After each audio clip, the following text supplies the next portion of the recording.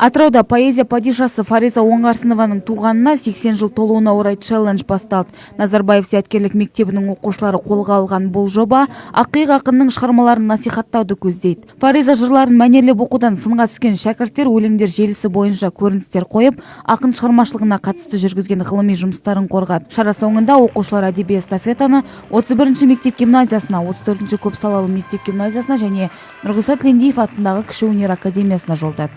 Осы шараға мен ескертілген күні 2 аптадай бұрын дайындалған болатынмын. Осы дайындықтар барысында бізде өлең шығару секілді қиындықтар кездесті. Десе де біз өзіміздің мұғалімімізбен, сыныбымызбен бірге бірлесе отырып, осындай бір жақсы қойылым, жақсы нәтиже шығардық. Осы жеңістің барлығы менің сыныбым мен мұғалімдердің арқасында деп ойлаймын. Жайдарлым Қариден, Айбек Жаңай, Каспиан Ньюс.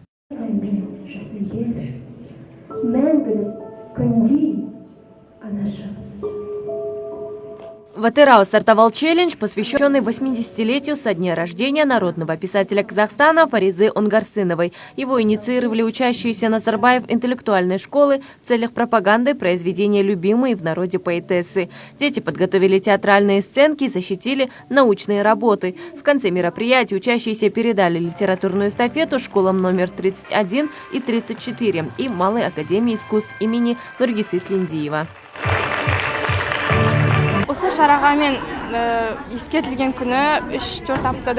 Я готовилась к этому творческому мероприятию около 3 недель. Нам было немного сложно в сочинении стихов, но, несмотря на это, совместно с учителями и одноклассниками достигли своей цели. Я считаю, что это наша общая победа. Арзу Кара, Жайдарлым Қариден, Айбек Жаңай, Каспиан Ньюс.